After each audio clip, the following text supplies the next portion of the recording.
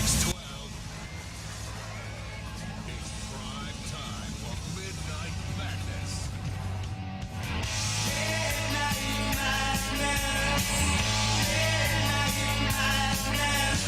It's quarter to 12. I just got a strange feeling. Funky night, freaky night, midnight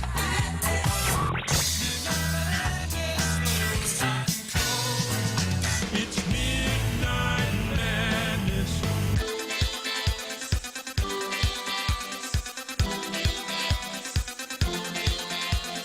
Midnight Madness. Yeah. Yeah. Got this midnight madness.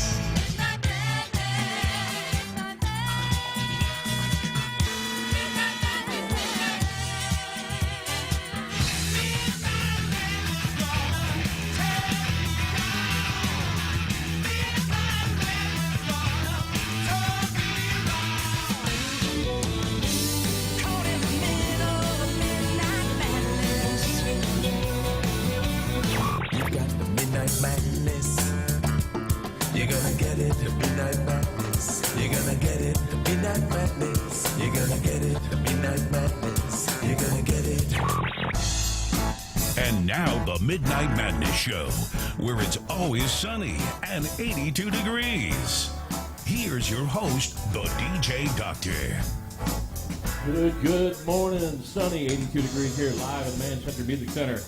We're on the 13th floor of the Sky Rise. We're about to move up a floor, I think. Are we moving up a floor? I think so. Are we moving on up? Yeah. I like the 13th floor because no one, actually down in the lobby area on the elevator, there is no button for the 13th floor. You just have to have a circuit key to get up here. We've already got our first guest calling in. Yes, we do. Why don't you go ahead and introduce our guest and start the conversation with her. But I'm Mark the DJ Doctor. Speaking to me to the right here, we're going to do this fast, is the one, the only, Hillbilly the Heartthrob. That's me. That's you. And we've got our caller live on the air. Jason, take over. Well, hello. Is this Rose? It is. How's it going, Jason? Great. How about yourself? I'm doing just fine. Well, we're glad to hear that.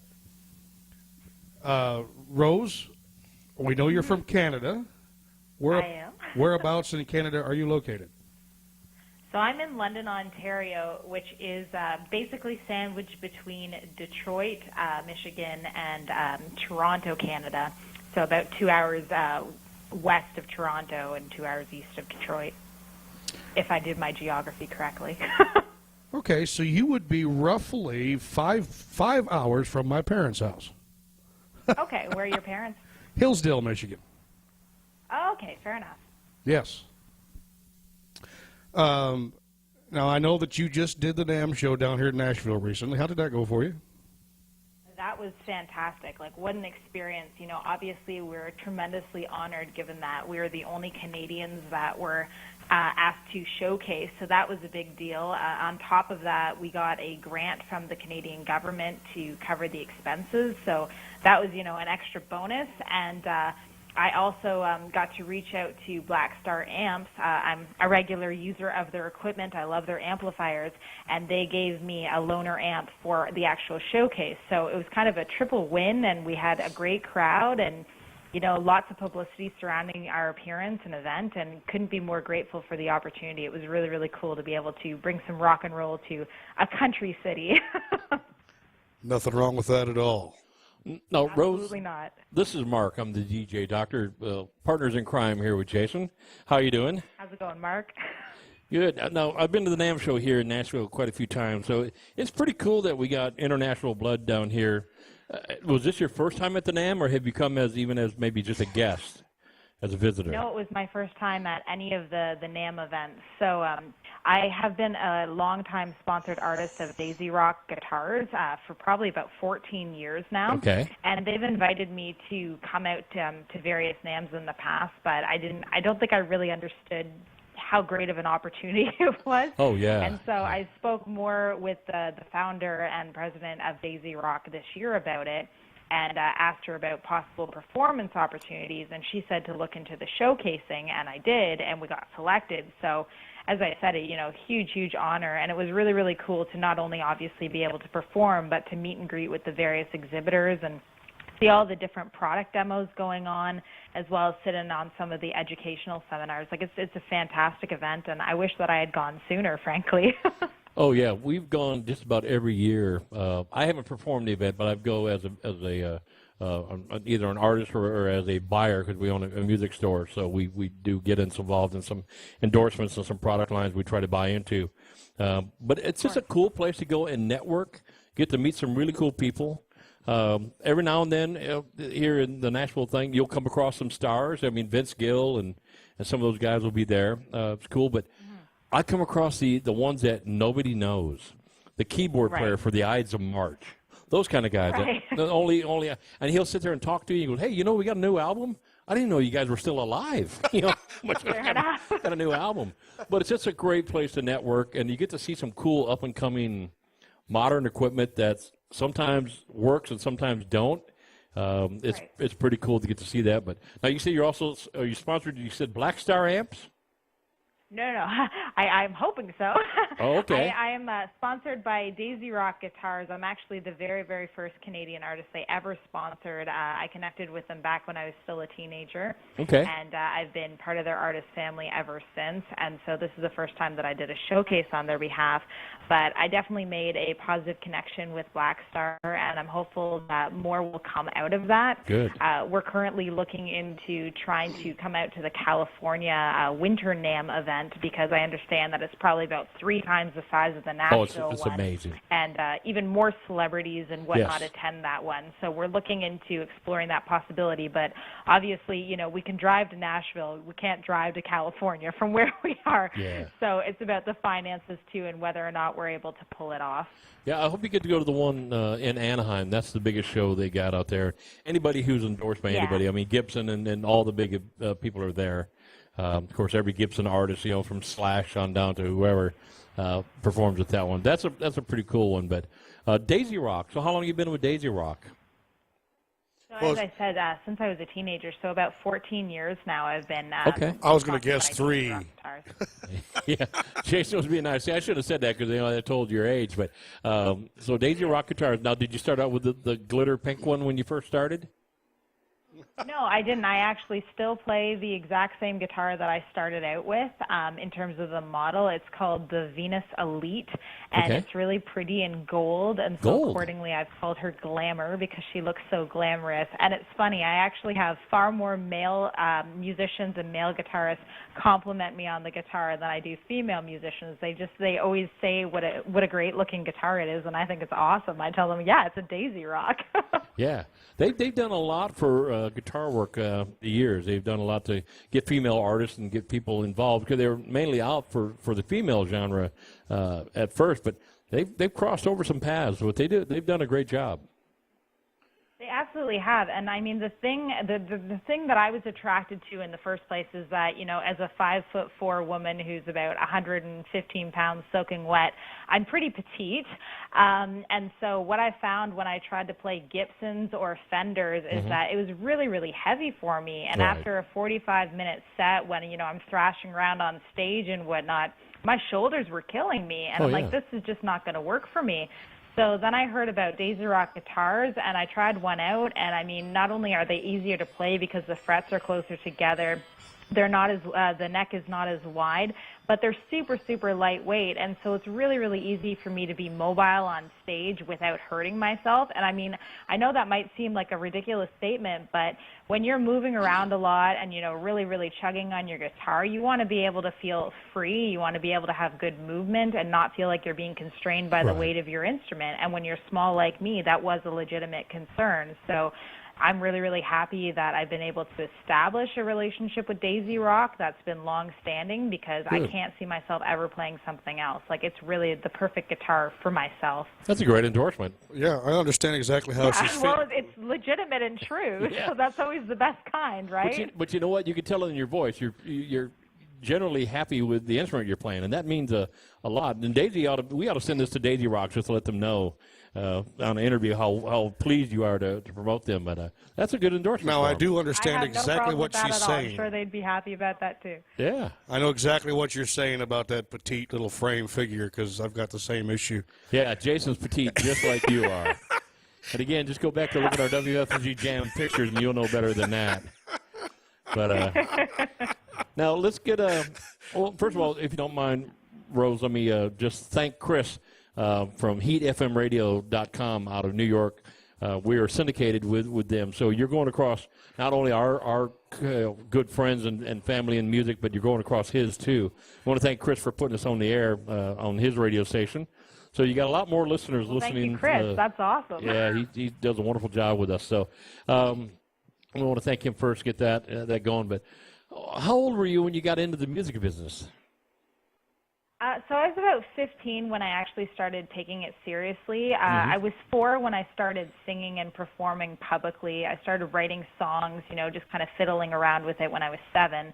But long story short, basically, I had been classically training, since I was a little ankle biter. Right. And when I was 15, I was singing at a talent show. I was singing Think of Me from Phantom of the Opera, and this girl came up to me, said that she had just learned to play guitar and she wanted to form a rock band. And I kind of brushed it off initially thinking, no, I've got dreams of being the next Broadway star. But she convinced me because 2 other friends of ours were going to learn how to play their instruments just for the sake of being in this band. I'm like, okay, well, everybody seems fairly committed to this project. Maybe I'll give it a whirl.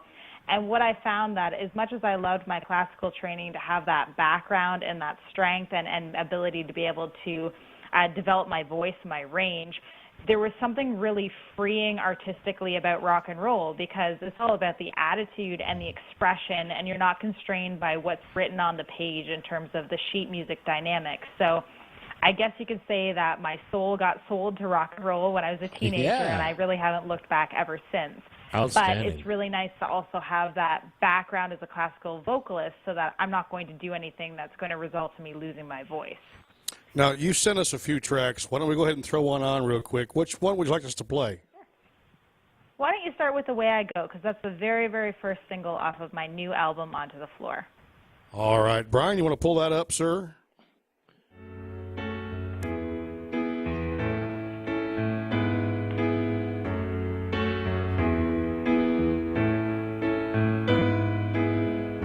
What a lovely dream before it fell apart.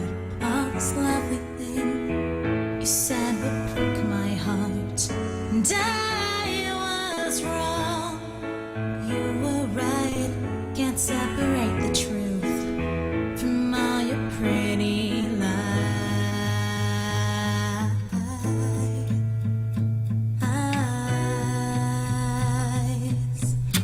When I go into the darkness, when I go, I turn from all this. I cannot cope with love and madness. When I go, so I don't tell you to go, tell you to go, tell you to.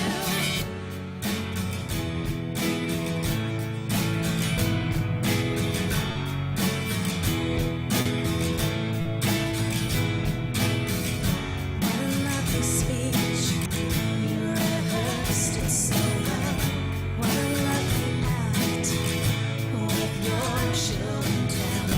I thought I knew you really were, but when the curtains fell, what had seemed so real disappeared. You left me crumbling in the darkness. I had to turn away from all this. Pretend I'm strong, that you're worthless. Away I go, so I don't tell you to go, tell you to go, tell you to go.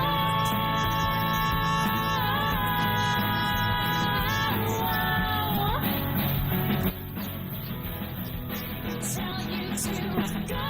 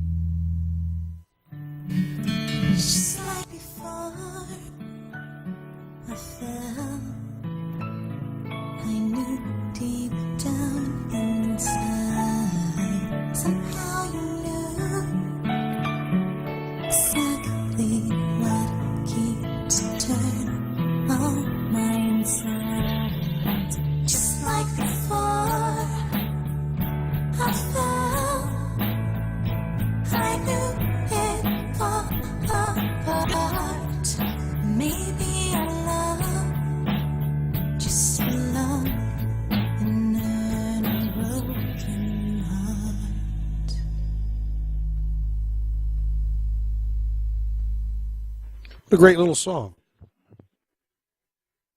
Did we lose you? No, I'm still there. I said thanks. It was very nice. It was very nice. So now, do you travel as a complete band then? Is it band under your name?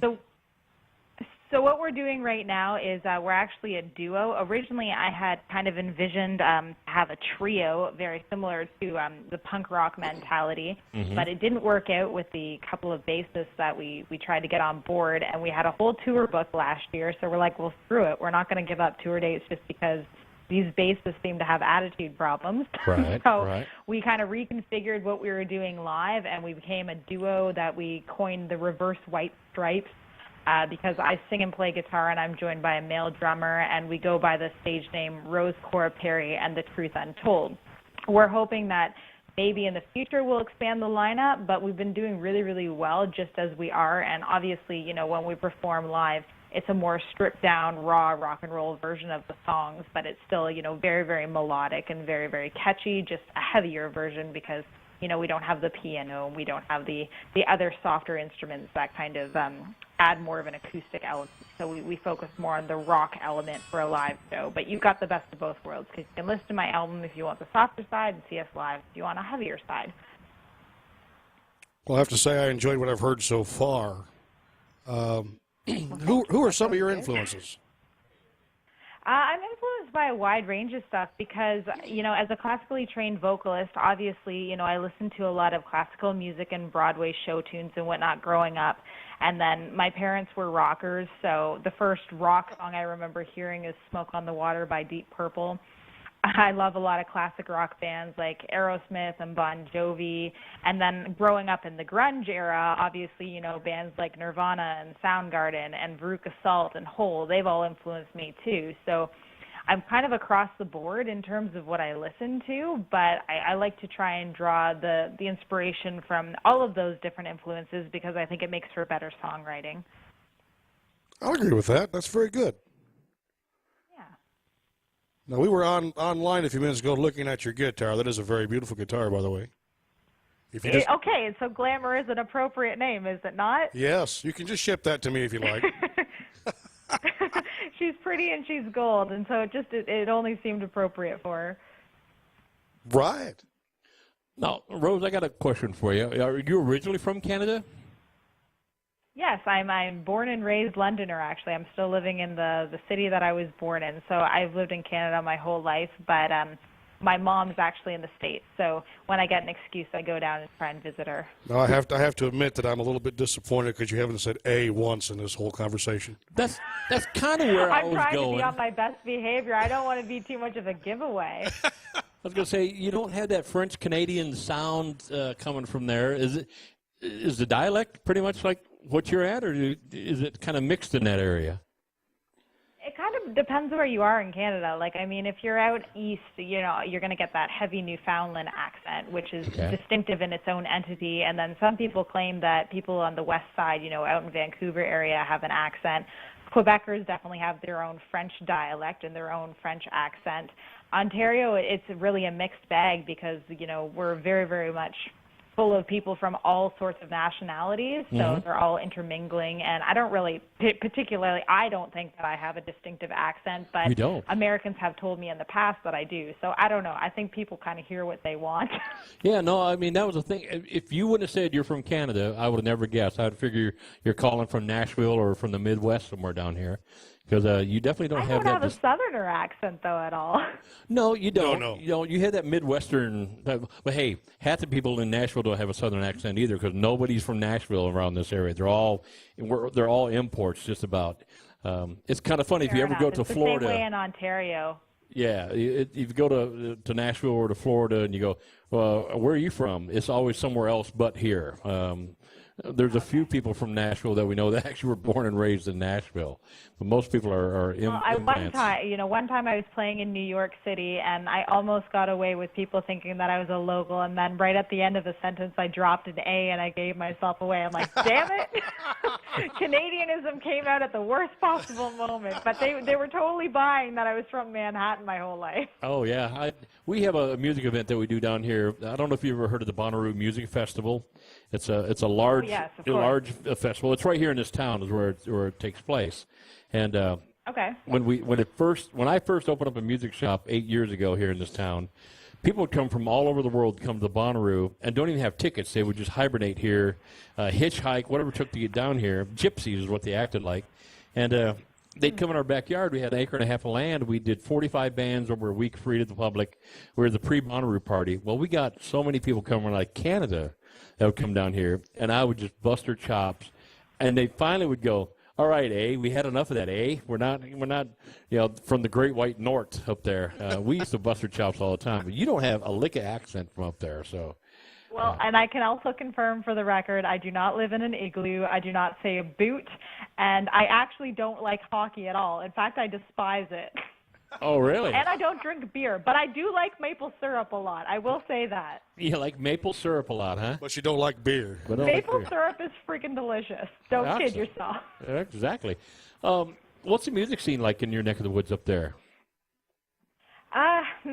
It's changed a lot. You know, when I was doing the rock and roll thing about 10 years ago in my past band, I would definitely say it was a lot more active. You know, people in general were coming out to clubs, in larger numbers. And I'm not sure if this is going on worldwide, North American-wide, or just Canada-wide, but Right. a lot of the great clubs in places like Toronto and Montreal, they don't even exist anymore because they can't get the business that they used to. So people are not coming out to clubs in the same numbers that they used to. And so what my band is particularly doing is we focus on the festival circuit because there's more of a built-in crowd. You know, whether or not people are going there for the music, it's hard to say, but if they're there, you at least have the opportunity Right. to play to somebody. And Right. to me, it's a smarter strategy than driving around, playing to clubs where nobody's there at 2 in the morning and exhausting yourself, because obviously that takes quite a toll on band morale overall.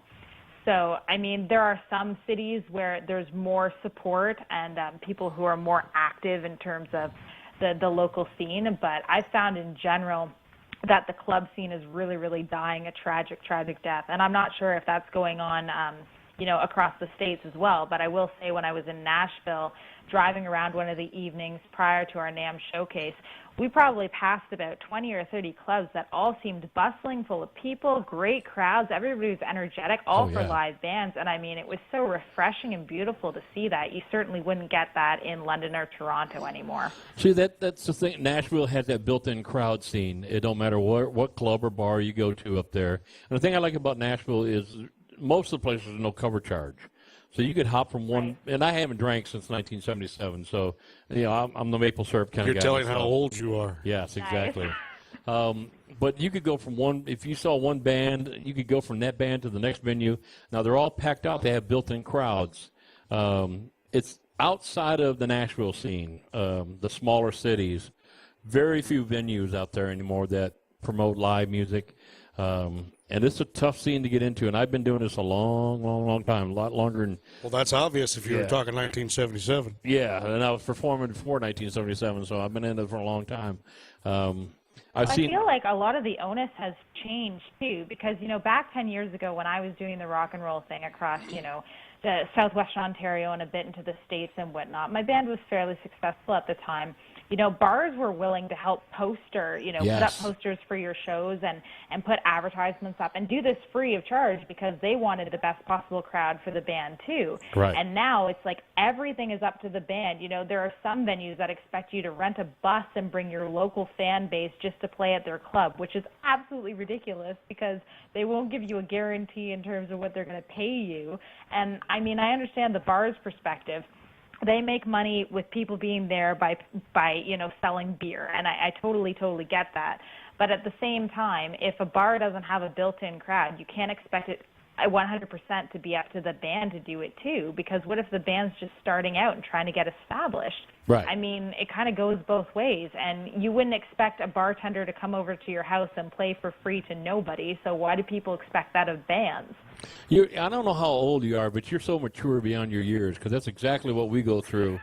I had a bar for 2 years. We let it go back in April. But I never charged a cover charge. So people that would come, we had a built-in crowd who were always busy. We had live bands every Saturday night. We had live music every Tuesday night there, live music every Thursday night there. but no cover charge. So it allowed people to come out and hang out. And I would just tell them, if you like the band, hang out. And they always hung out. And they'd get something to eat. They'd stay there the rest of the night. But the band had their own built-in crowd. If the band brought people, great. But, a lot of these people are coming from an hour and a half away. Today's society down here, the band I play in, if I play in this Which town, is a great band, by the way. Great band, by the way. Yeah. Just because Jason's in it. And it's a good band. It's a really good band. It's called Down South Jukin'. So we're more southern rock and country genre. But, if we play here in Manchester, we have a loud crowd. We'll be physical and a lot of people. Half hour away, will be crickets chirping. No one follows bands anymore. And I think social media, no offense, but I think social media has done more to damage that. Nikki Sixx from Motley Crue would say, when he first started traveling with Motley Crue to the end, all you saw in the crowd was blue faces, people on their cell phones. They're more interested in what's going on social media than what you're doing up front. And they pay $100 to come see you and still watch. Yeah, and I have to 100% agree with the anti-social media stance, because just because you have 1 million followers or 1 million likes doesn't, in my opinion, mean jack anything. No. Because frankly, it has no value to me as an artist that people are liking my page or liking my posts unless they're actually going to commit to me as a true fan and buy my music. Because if you don't buy my music or come out to my live shows and support me, guess what? I can't do this forever being constantly out of pocket. It's freaking expensive. Exactly. And I mean, that's the reality. And I really kind of get pissed off when people claim that they're fans of a band just because they follow them on Instagram or they watch their videos. That doesn't support a musician. No, you want to don't. support a musician, you buy their art. You want to support a musician, you go see them live. That is what, puts a smile on their face. It allows them to continue to pursue their art and give you great art in return. And I mean, that's what a fan-musician relationship's supposed to be. I mean, my favorite bands of all time, I've bought their CDs 5 times over because they won't play anymore. They're so scratched. And I don't understand this whole mentality, and I think part of it has to do with, frankly, a sense that everyone thinks they can be a celebrity now because everybody can be on social media. Right. And so everyone has this sense of inflated self-importance that what they're doing on a daily basis is important and should be publicized, and I think it's kind of ridiculous. Now, speaking of social media, where can they buy your music? Wow, Jason, what a segue. I'm sorry for my rant there. I'm being honest that, I would personally like to see people coming out to shows and supporting artists in the flesh. It's far, far more meaningful, and it's far more, conducive to making a genuine connection with the people that you love and adore from an artistic stance. In terms of my stuff, I prefer that if you can, come out to see me live and buy a CD from me, but the next best thing would be to go on my website, which is www.rose, R-O-S-E, like the flower, Cora, C-O-R-A, and then Perry, like Joe Perry from Aerosmith, Perry.com. And if you go to my Keepsake store, you can buy the full album, a hard copy from me directly, and that way the most proceeds are actually going to me versus, if you buy it off of a place like iTunes or Spotify. The reality is that for an independent musician like me, we pay far more to actually be on those services than we actually ever generate, and we rarely break even. Exactly. Yeah. You are so far ahead of your years. I don't know. You're a young lady, but you seem like you grew up in the business and you've learned pretty fast. I didn't grow up in the business at all. I kind of taught myself, and I try to research what's going on and stay apprised of the trends and whatnot. And I've learned and made a lot of mistakes along the way. And it's obviously, if it's a music business, you take it seriously, and this is what you want to do. You have to be aware of what's going on, and you have to be continually educating yourself because things just change in a flash all the time. Well, why don't we go ahead and play another song while we got a minute or two? Which one would you like us to play? Well, why don't you play the second single from my album? We'll just go in order here. It's called 6 Feet Under, and appropriately so, given that I've just been ranting about the music biz. That's, in fact, what the subject matter is all about. All right, 6 Feet Under. See how good Brian is now. Yeah, I'm kind of 6 feet under. Sorry, Brian, I didn't mean to catch you off guard there. No, I See, was Rose- actually on guard. Not seen that song. Uh-oh. That one's not in that. Oh, I definitely sent that. I'm sure of it. See, Rose, in case you don't know, Brian's not in the physical building with us. Brian is actually an hour and a half away from us Running the show. Oh, really? So he's got your media down there. We don't have it in front of us. So he's down there running it. I found it. Oh, He's there, got he it. There we found go. it. Did you find it? All right, let's play the song. Well, if I can find it. I found it, but I don't know where it's going. Like a well-oiled machine. Bear with us, Rose, while he locates where your file went to. But No worries. Again, we really It's appreciate amusing you to me taking time to. nonetheless.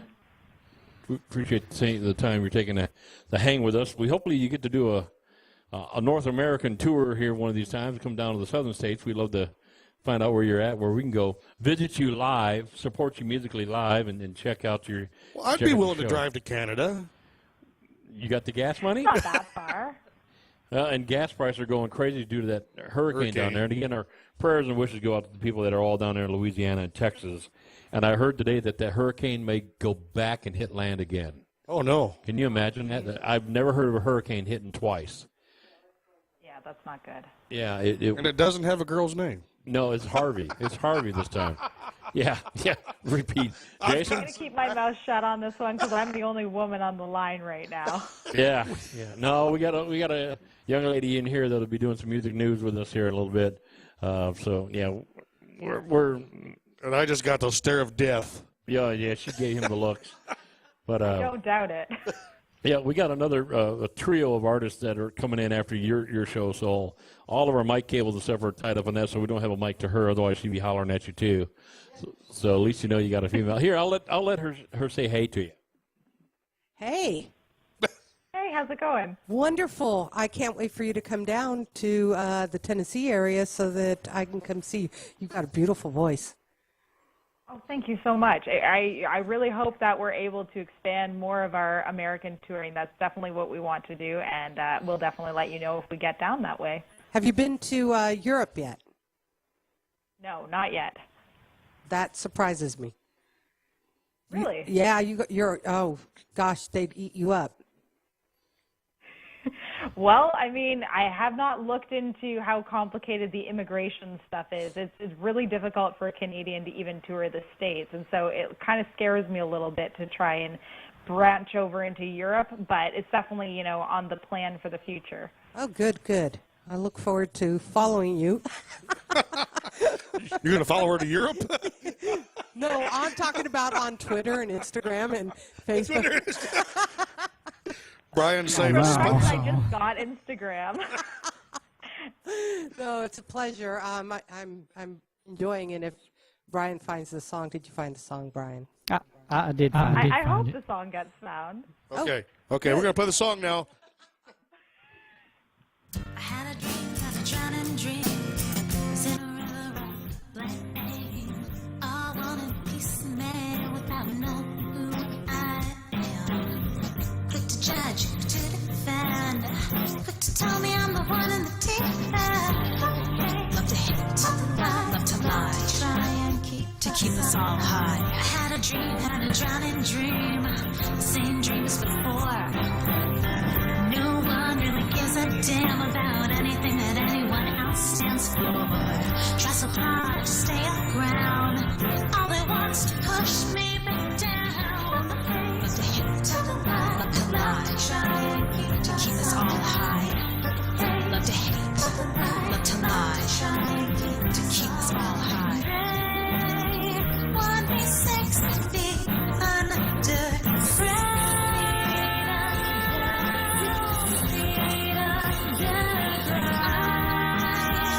Stop spitting at their side.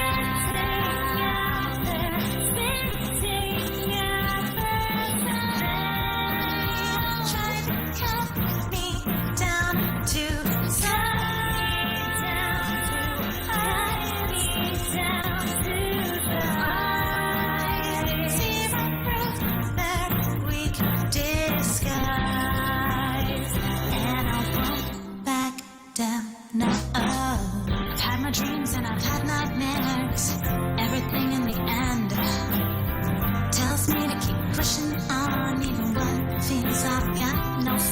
words tear me down and get themselves ahead. They're the ones who are being misled.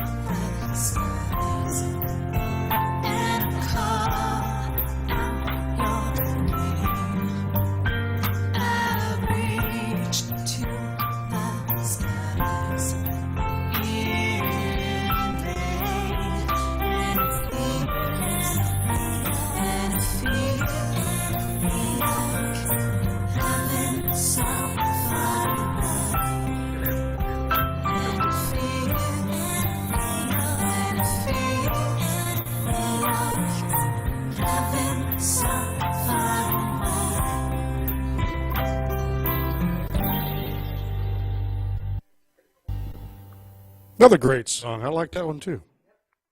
Well, thank you. Just another reason to buy the album, isn't it? Exactly right. Now, you need to press it on vinyl as well. You know what? I've heard that that's definitely a growing niche market, but the actual expense of having to do it, unless you know for certain you're going to sell it, like it's astronomical. At least it is in Canada. Yeah, it's a market that's growing again. The vinyl stuff, we have some of the artists down here. Almost every one of them is getting a small section of their stuff cut on the vinyl. They don't do a large. And again, the difference between us and Canada could be totally different in how they process stuff and their expenses. But down here, people are starting to get a small batch of their stuff that's showing up in vinyl, and people are buying it because of nostalgia. We do a vinyl show once a month where we spin artists on a theme basis. We just did one Sunday where we run 8 hours of country music, and oh wow! And we pull old stuff out, and I mean old stuff out, but it's got the pops, the hisses, and the clicks, and sometimes it skips, and it just strikes a chord with people. They really like it. So it's a completely different tone and different listening experience. And I mean, even from cassettes to CDs, I know that CDs were being marketed when they first came out as, this total sonic evolution in terms of a clearer and cleaner sound. But the thing that I really hate about CDs is their lack of durability. Like, I mean, my tapes, back in the day, I used to run them over and throw them on the ground by accident, and they held up. They still played, and it was actually quite hysterical to me if the tape got eaten and then everybody started to sound like a chipmunk, and then you just get the pencil out and reel it back and it would play again. Pencil. Yes, you've done that. Yeah, you remember the big selling point to CDs were they were indestructible. Yeah, well, that's a lie. Yeah, exactly. You can't scratch them. You can't. Well, yeah, they scratch just like records do, but the sound of 45 or an album has its own unique color to it, has its own feel to it. I love it. So when we get new artists today that have vinyl, we try to buy all their, what vinyl we can from these artists. And it's just cool. He just got one last week or 2 weeks ago from an artist. 2 weeks ago, Year of October. Yeah, Year of October performed on the show, and they had vinyl. And it was cool because the vinyl was split down the middle. It was half red and half gray. Yep, correct. Yeah, cool. So it was a unique looking piece. And Daryl Dasher had his on there, and it's kind of marble looking. Mm-hmm. It's not the black vinyl. So this Sugarline Blues is Coke bottle clear. Yes. Yeah, it's just cool looking. So, yeah, if you ever get the chance and if it ever becomes affordable to you, again, I don't know the difference between us and Canada. Again, same thing with the customs thing, trying to get overseas. Overseas eats your kind of music up. A lot of money overseas in that, but again, it's just who knows how hard it is to get over there and to get booked over there from Canada. So I have a quick question for you. I do know other artists who have gone over and done a bunch of coffee house gigs and that kind of thing. But I guess the concern that I have is that if I'm going to have to get on to the immigration stuff, I'm sure that in itself is going to be pretty expensive, just based off of my experiences getting P2s to go to the States. Like, it's a couple $1,000s when it's all said and done. And unless you're getting enough gigs to necessitate covering that price and then trying to make a bit of a profit, it's certainly not worth it. And I can't imagine a coffee house doling out like $500 Oh, yeah. for a single performance, right? I could be wrong, but Yeah. I can't see that happening. A good friend of mine, he's a blues guy out of Indianapolis. I used to live there for 21 years. Phenomenal, absolutely phenomenal blues guitar player. And, of course, in the UK, they love blues out there, and they have the biggest blues festival. It's called the Marysport Blues Festival in the UK.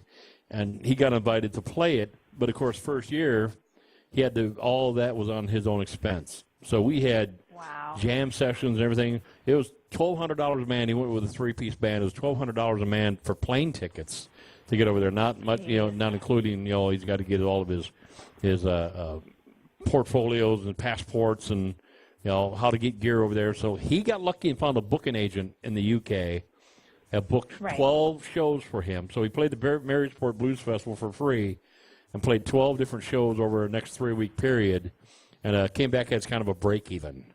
But the following year, they paid 100% to get over there.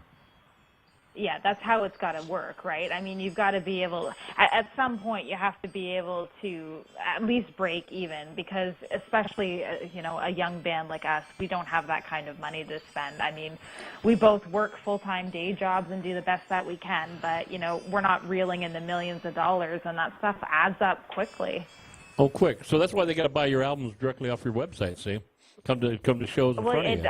Honestly, it makes a huge difference, getting $10 straight from my album versus getting, the pathetic 2 cents out of every 99 cents that's downloaded on iTunes. Like, that's not going to be helping me much. Right.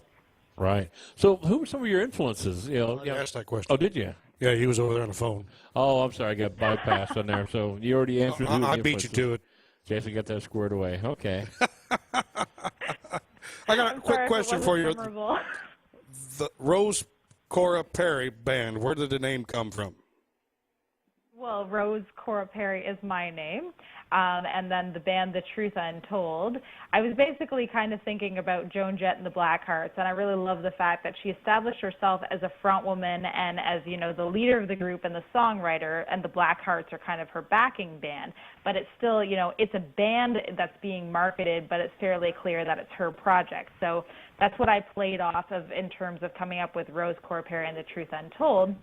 And The Truth Untold, that name comes from a lyric from one of my songs called Curtains Close, which I also sent to you should you want to play it to hear that lyric yourself. Well, excellent. Yeah, Joan Jett, of course, started with the Runaways, and she wasn't the front person at that point, but she grew into that mold. Oh, absolutely she did.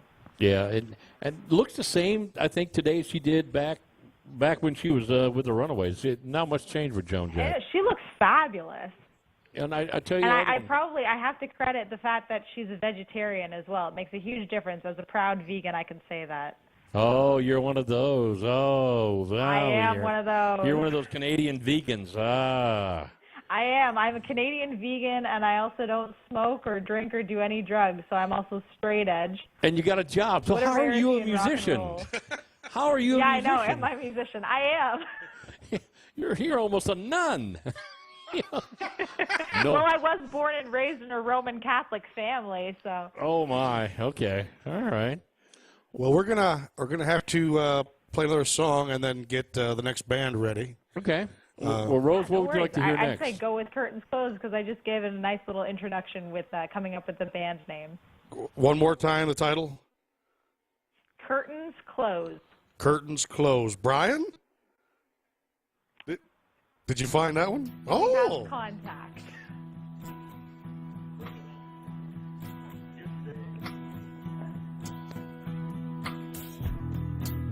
It's easy to be young and naive. Easy to see all things as you want to see. Easy to need what you want to be. So damn easy. When that mindset starts to shatter, everything you thought becomes so scattered.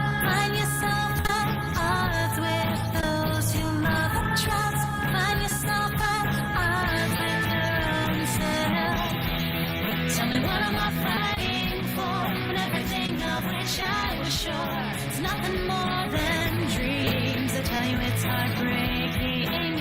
Innocence was pure. I wish that there was a cure. Growing up and growing old and learning truths. I wish I was never told. Easy to love before they break your heart. Easy to think there's a plan from the start. Easy to live your life without a care. Too damn easy. When that mindset starts to unwind, want nothing more than just to crawl inside.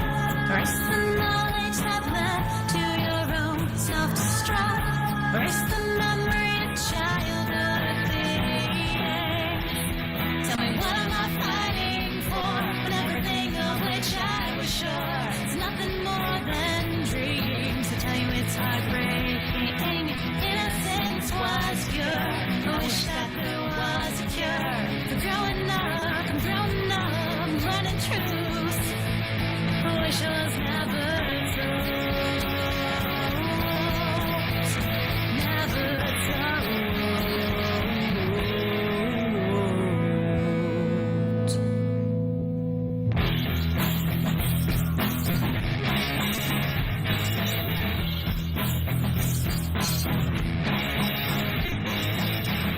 Tell me why don't you see when you're looking?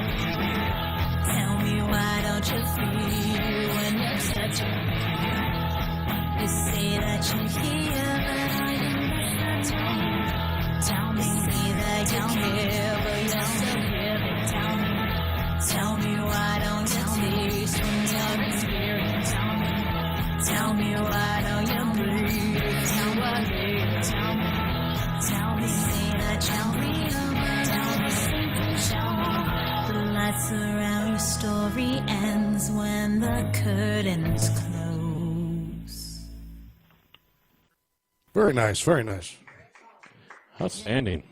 Rose, if you ever do make Did I just hear applause? you did. Yes. Awesome. If you ever make it down this way, let us know. We'd love to have you here in person. Absolutely will, and I'd love to see you guys, see me rocking out on a stage. That would be very cool, too. That'd be cool. Now, we're going to take your songs and we're going to put them in rotation on our station, if that's okay with you. Absolutely. I would be honored. We only charge $100 per song to do that. Yeah. Yeah, of course. Yeah. So now, you have a Facebook page? I do. It's facebook.com/Rose Cora Perry Official. And again, for anybody who's just tuning in, Rose like the flower, Cora, C-O-R-A, and Perry, P-E-R-R-Y. Okay. Because anything you send, we'll send you a friend request from WFMC Jams. That way, anything that you do or you post or you share on your Facebook will come on ours, and we'll make sure we share it. Again, we dog social media, but sometimes it's kind of cool to get the word out there. We just want people to look at it, go, cool, Rose is playing so-and-so, then get off the social media and go see her. That's just how it should work. Absolutely. Use social media as advertising, low cost. But, we've got to get these people stop getting on social media and listening and following. Just get off your butts, go see Cora live. So we'll do everything I because, can. It's such a better experience to actually be able to connect with an artist and experience their energy in a live setting, too. I mean, I've seen concerts which have honestly changed my life because it's just been such an emotional connection that I've experienced. So What concert did get that to just you? by looking at a computer screen. Can you name me a concert Pardon? that did that to you? Absolutely. When I saw Norah Jones perform, it was absolutely breathtaking. Like, that woman is so tremendously talented. Isn't I she? was just sitting there in complete awe. Now, she comes from a major musical family. A lot of people don't realize that's Ravi Shankar's daughter. Yes. And have you ever seen his other daughter, Anushka? Have you seen her? No, I haven't. She speaks no English at all. She's still Indonesian. But she plays sitar. She looks like Nora, probably better looking than Nora. Plays sitar like Really? Eddie Van Halen. It's unbelievable. Yeah.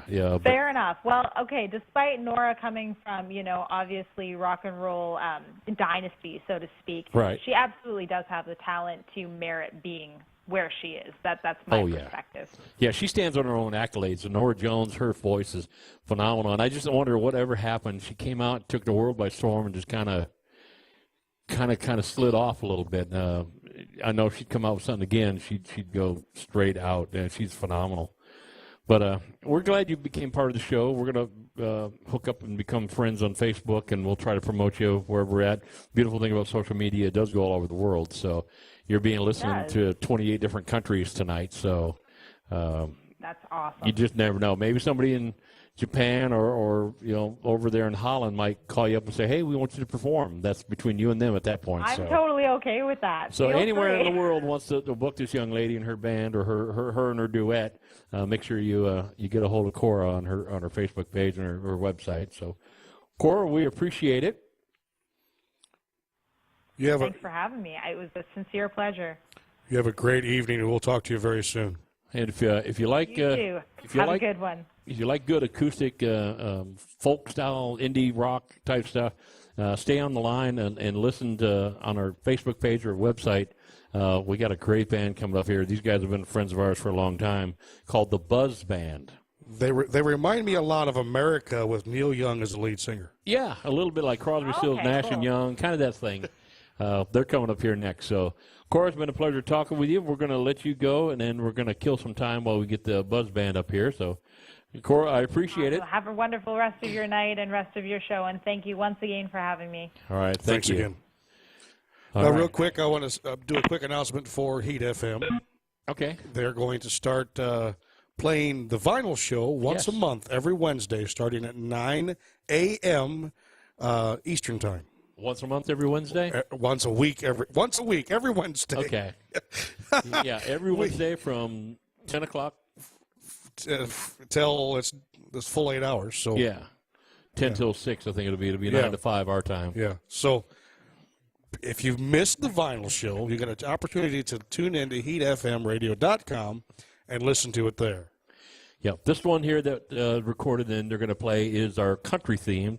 So you're going to hear some old stuff. You're going to hear some newer stuff. But we Old stuff like Mark. Old stuff like me, even older than me. Yeah, I'm the oldest one in the building, probably. But we pull out old classic country, beginning the starts. When country started getting its history roots going. So check it out. But heatfmradio.com. They're replaying our vinyl show Wednesday in its entirety. We thank Chris for doing that. And if you're listening to us on Heat FM Radio, make sure you jump over and you tell Chris you enjoy the show and you have a good time. Continue to listen to his radio station, heatfmradio.com. He appreciates it. Make sure if you're not listening to him, you're listening to us, WFMCJams.com. We're one of the few radio stations that's across the country and across the world that's doing soul, mainly artists, original music. There's a billion radio stations out there that are doing classic rock and country and all the genres in the world, but we're dominated to mainly just original artists, original music. And you're going to hear some coming up here again. A good friends of the band called the Buzz Band, a good friend of the store, I should say, called the Buzz Band. They've done a couple of our fam jams. They've done a few of our radio shows. They're here again tonight. We get to see these guys about once every 3-4 months, so we're glad they took the time to come down out of Nashville, to come down here to hang with us. We're letting them tune their guitars. Don't forget, I'm getting a lot of people last minute putting in their votes for the Artist of the Year contest. Some of you ought to be doing really, really well. You got a lot of good fans voting for you. Don't forget, continue to do that. The last day of this month, which is coming up, I'll tally all the votes for all the artists, and then the first day of September, I'll put out the new lineup where we got 32 artists now competing. There'll be 16 start September 1st, and then it goes all over again. So make sure you get your name out there and keep promoting this. Some of you are doing unbelievable. You're taking it serious, and you're going great. Some artists out there haven't put a vote in for them, and that's sad. They need to promote themselves. So there's no money in it for us. We're not making any dimes off this, so we just tell you to promote yourself as much as you can. The more you can promote yourself, the better off you'll be. So, gentlemen, how well are we doing? Are we getting close? Yeah, We we're got ready. 2 G's and a B up here. We got Brian and Gary and Bruce. They're going to be performing here in a second. All right. Why don't you guys go ahead and kick it off? We're going to introduce you guys. This is the Buzz Band. We'll let them play a song, and then we'll start talking.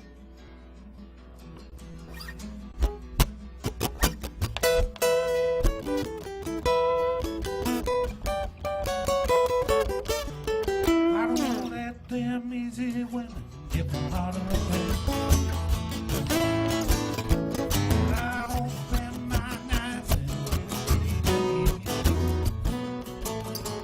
I don't hang my hat till she's home home.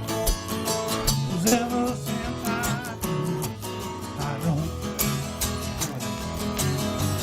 Ever since I do, I don't. When she said she will, I said I won't. On the day she said I do, I said I do too. Ever since I do, I don't.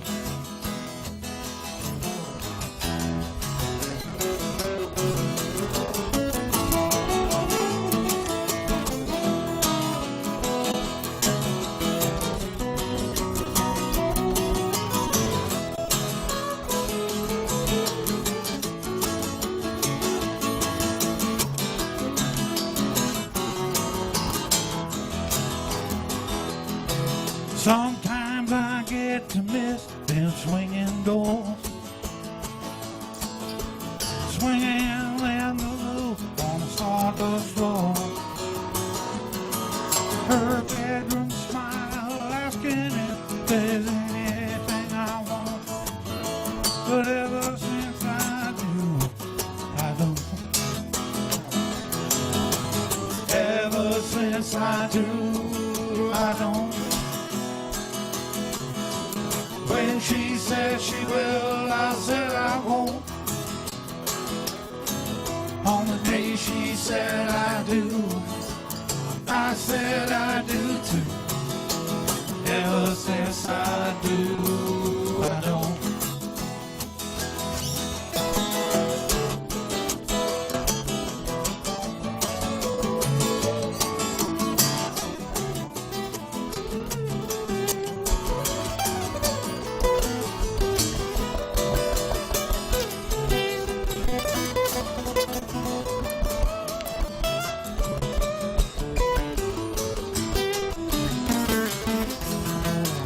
Ever since I do, I don't. When she said she will, I said I won't. On the day she said I do, I said I do too. Ever since I do, I don't.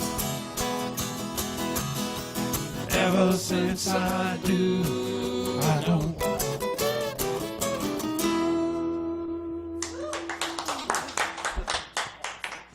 Thank you. Outstanding, guys.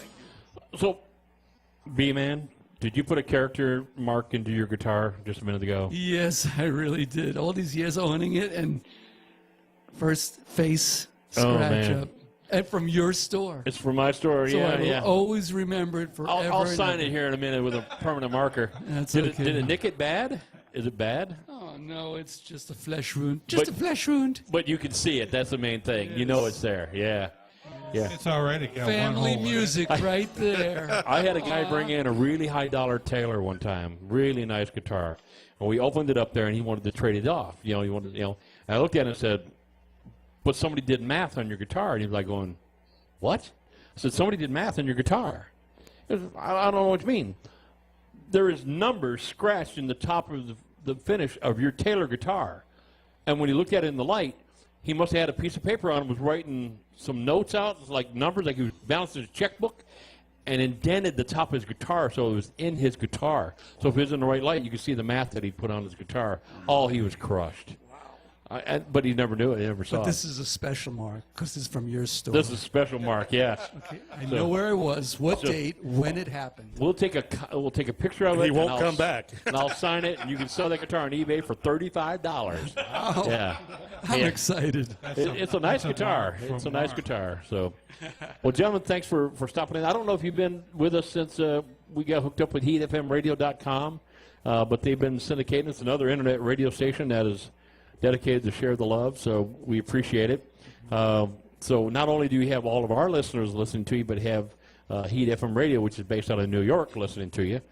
So we're going to kind of be redundant and ask you some of the same questions because we got new listeners. So, and again, even our radio stations has just quadrupled and even more than that since the last couple of months. We've got a lot of new listeners. So where are you guys from originally? Are all three of you from Tennessee or? Nashville. Bruce is from Nashville. You're one of the only few from Nashville. He's a local. Yeah, I'm from the Boston area. He's from the Boston area. Brooklyn, New and York. Brooklyn. So we got Boston, Brooklyn, Boston, and Nashville. All right. So how long have you guys been together as a band? 5 years. Right around 5 years. So we got to know you kind of like at the start of that Yeah, then. we're just getting going.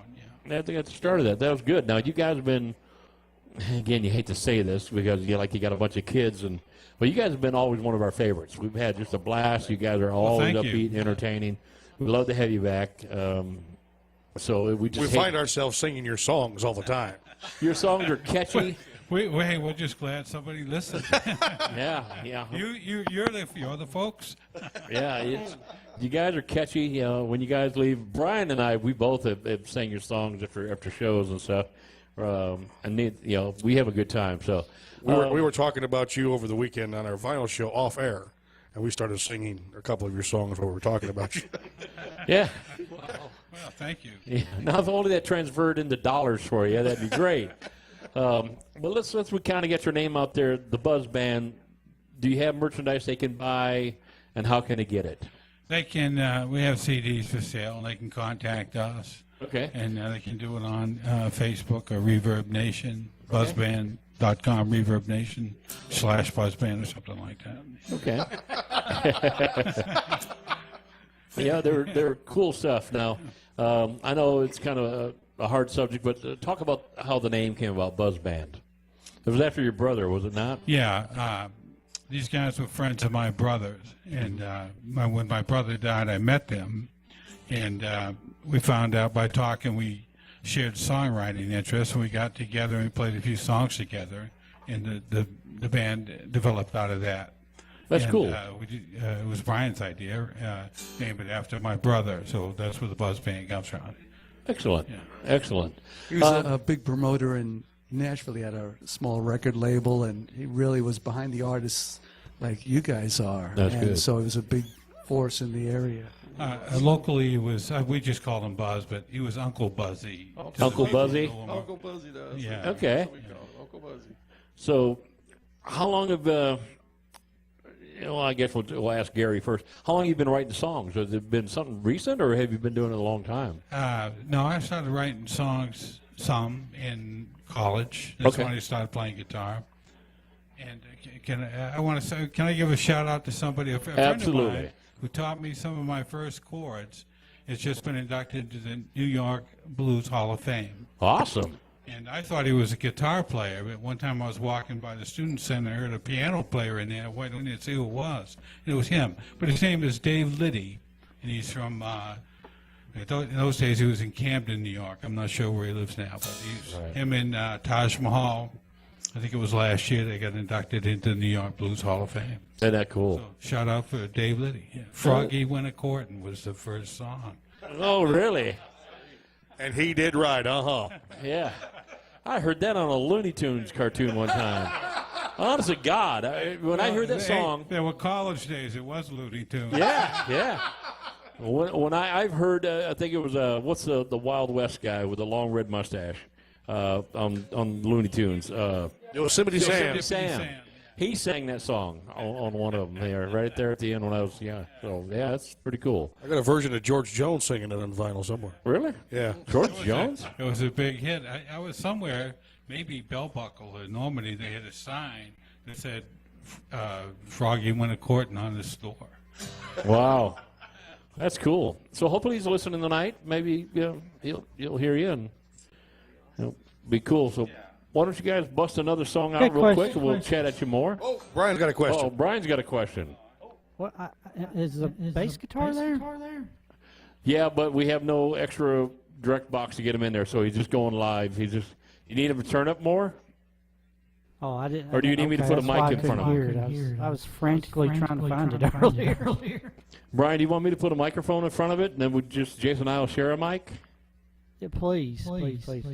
Okay, Jason's going to put his mic in front of it, I think. I don't know what Jason's doing. All right, he's getting a stand. Then we're going to put a mic in front of the bass. So whatever mic number Jason was on, we'll use that, and then Jason and I will just share my mic. So Sounds good. well, hang on, Brian. We'll let him get this thing hooked up here, and then see if we got a signal from him. Today is Michael Jackson's birthday? And you guys didn't bring your gloves. That's a thriller. There you go. All right, we're just about ready to check out the bass here. Bear with us out there, everyone out there in Radio Land.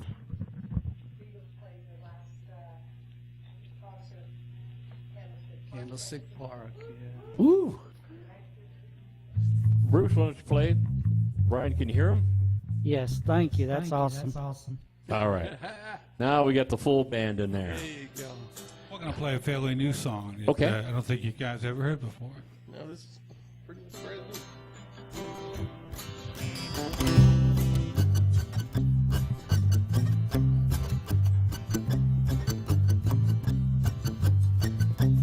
I was sitting at the bar, she was sitting with her friend, and I wanted her all for myself. She was drop dead gorgeous, but I ain't all that handsome, so I knew I needed me some help. So I put 3 quarters in the jukebox, and I chose 3 songs to make her mine. I chose Haggard, I chose Jones, and I chose Hank Snow, all in 3/4 time. I asked her to dance, I took her in my arms, I held her body next to mine. I put 3 quarters in the jukebox, we fell in love in 3/4 time. We danced and we danced and we danced those songs, and when we looked, her girlfriend had gone. Then she turned to me and smiled, said, "It's been a while, would I mind taking her home?" Yeah, I put 3 quarters in the jukebox, I chose 3 songs to make her mine. I chose Haggard, I chose Jones, and I chose Hank Snow, all in 3/4 time. I asked her to dance, I took her in my arms, I held her body next to mine. I put 3 quarters in the jukebox, we fell in love in 3/4 time.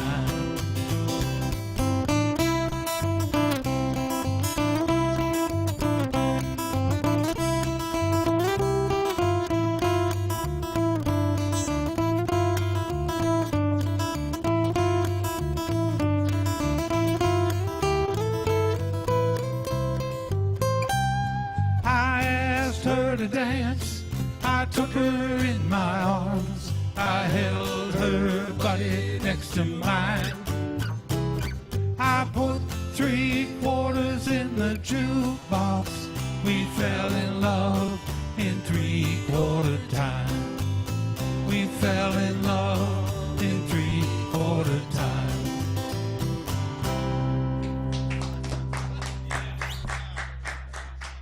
Very nice. Thank you. Yeah, that's a new one for me. I like that. Catchy little hook.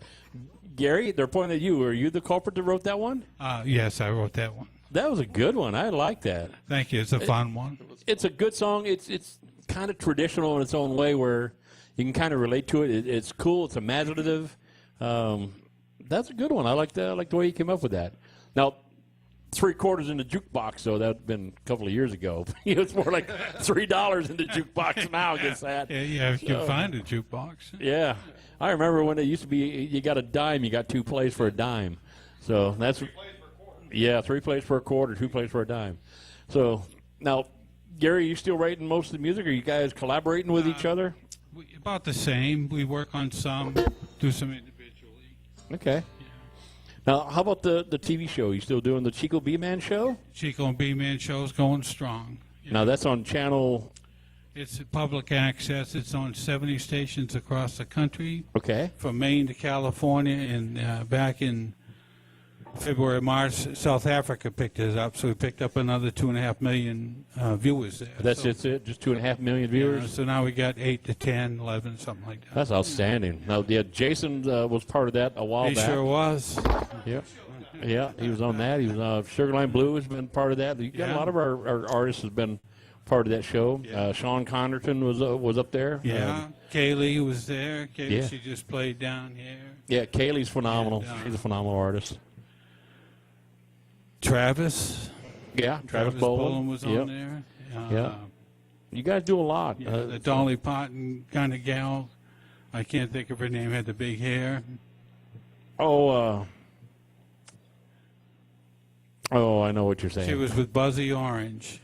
Lily Syracuse. Yeah. Lily Syracuse. She was on there. Have you seen her lately? She has totally changed her looks. Has she? Well, she used to be looking good. I hope she still is. She ain't looking any worse, that's for sure. She has changed her looks. She's more of a, I don't know, she's a rocker kind of crooner a little bit, kind of a Vegas lounge singer type thing, which is perfect for her. Yeah, sultry kind of thing. Yes, and she's kind of, wears the blue jeans and she just did a house party. And if you don't know who she is, check her out, Lily, and it's Lillie, Syracuse, like Syracuse, New York. But if you're on WFC Jam's Facebook page, we spread her. She just did a house party, house concert a couple of days ago, 2 or 3 days ago, and we posted that. A little grainy, and of course, anything done with a home-held phone or something is not going to be the best. But check her out. She's totally changed her direction. Phenomenal. Wait a minute. What's that? Did you just a minute ago say she kind of wears blue jeans? Maybe I did. Maybe I didn't. Maybe that might be, maybe they'll have to pull up our website or her website to check it out. Maybe she is. Maybe she's not. That's a teaser. Okay. Yeah. No, she changed her style of clothing and her hairstyle and everything. So it definitely works for her. So, gentlemen, you're discussing. You're doing Audible. What song would you like to do next? We had a request to do Rain. Rain. When You Feel the Rain. So we thought okay. we'd play it for you.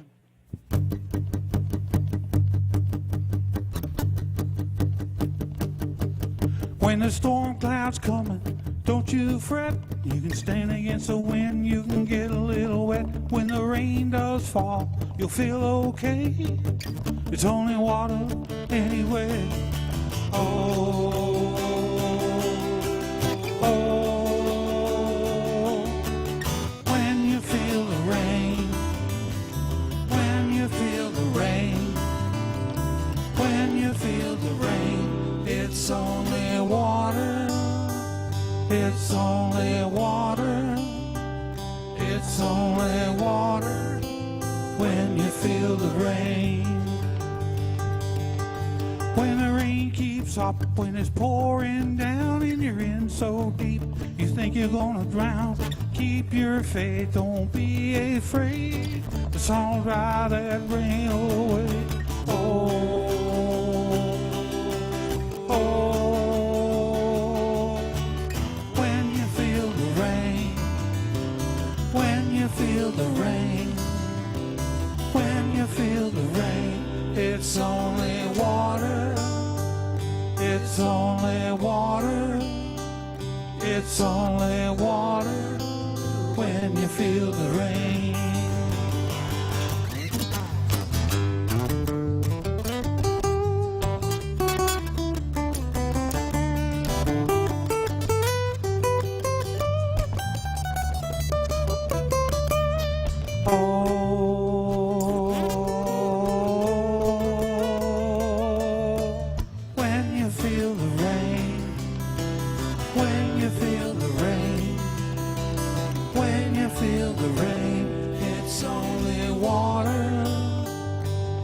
only water.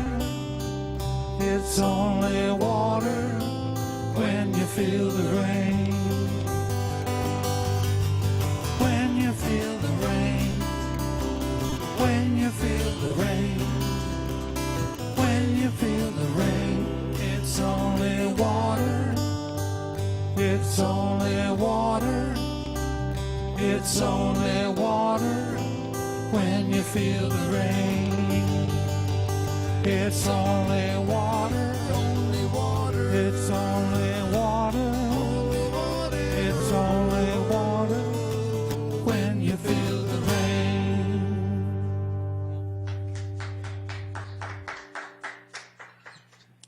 Now, you guys have all been involved in music for many years, but if my memory serves me correct, Brian, you had an opportunity for EMI at one point in time? Yeah, that's right. I was with a band called April Dancer, and from New York area, and we did some touring up in that whole area there. Got signed with EMI, and 3-album deal, 21 years old, life was good. I bet. And then the bass player decided to leave, and they caught Always wind the of bass that. player. It's always the bass player. EMI caught wind of that, and that was the end of the deal. Died before it even happened. Didn't get a single one out then before. Nothing. It just collapsed quick. Did you shoot the bass player? Now we know where the boat song came Yeah, from. there you go. It's a life. Listen, it's a life experience. You don't know why. You know things happen along the way for that reason, and you just say, okay, I wasn't meant for that path at that time. So you just say, let's just make the best of it and go backtrack to college again. Exactly. That's right. So you know, a whole bunch of good things come out of it, and you just say, That's right. what's new and what's in the cards in the future. So that's what you have to do. I just want to add a little. Yes. Earlier you were talking about the Runaways and Joan Jett. That was the same guy that had them. Same producer, manager, whatever. That's right. They had his band, yeah. Same time. He produced our, album, I guess, pre-album. Wow, that's pretty cool. Whatever, yeah. Richie Cordell, and yeah, that was pretty cool. She was a neat lady too, Joan. Yeah, really fun. Did you get to meet the Runaways? Did you get to meet the Runaways? Just at all? her. Just her? Yeah. So Okay. right, Yeah, off air, I'll tell you, I hang got out to meet the Runaways. backstage, and, she's really cool. She was really nice. The whole band was really nice. Lita Ford didn't speak a whole lot, but Lita Ford. Well, no, she just did. Lita was more shy. She didn't say a whole lot. But again, I hate it because it sounds like her name dropping. But I mean, I met them when I was young. They were a couple of years older than I was. They were playing at a venue in my hometown, if you could believe it or not, in Beloit, Wisconsin. They came through and played a little venue through there, and then it was like a year later they had Cherry Bomb came out. Oh yeah, and kind of great song. Launched him, and then they kind of went right away and crashed after that. So, well, her manager / writer, Kenny Laguna, who was our producer and her producer, he was Archie. Oh, from okay. The Archies. Yeah.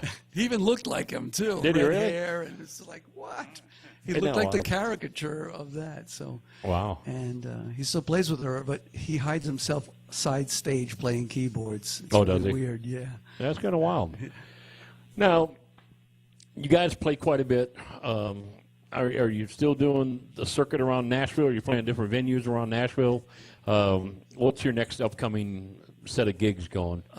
Well, we got a few in Nashville. We do some songwriting rounds and also featured performances in Nashville. And we do some private parties and events. And, Okay. Hey, anyone who asks us to play, we're there. Oh, yeah. We don't play any cover tunes when we play, so it has to be places who are looking for original music. Yeah, original. Because I'm sure you get the Crosby, Stills, Nash. I'm sure you get Neil Young and Crazy Horse. I'm sure, Gary, you get that a lot. Gary sounds a lot Every like time Neil. I come here. Yeah. Gary sounds so much like Neil Young. It's correct. I just wanted to go, do Old Man for me. Come on, please do Old Man. Because I'm sure he could pull that off better than Neil could. But no, you guys do a great job. We love your vocals. Now, when you do vocals, do you just put your guitars down and work on harmonies of vocal parts, or Sometimes. Sometimes? Bruce he always thinks of these great background parts. And Okay. so I just, whatever he's doing, I'll follow along. That's what okay? That's how I kind of do it. So now, Bruce, were you in your own band at one time growing up? Were you a bass player in a band? Several bands over the years. Started when I was probably 16 years old, all Okay. the way through. But yeah, I grew up in Nashville, played music. My whole family did, so just kind of come natural. Okay. So- Now, what artists did you kind of, admire? Chris Young is his cousin. Oh, Who was? name dropping. Whoop, whoop, whoop. Who was? Chris Young is his cousin. Young. Chris Young? Really? Second cousin, yeah.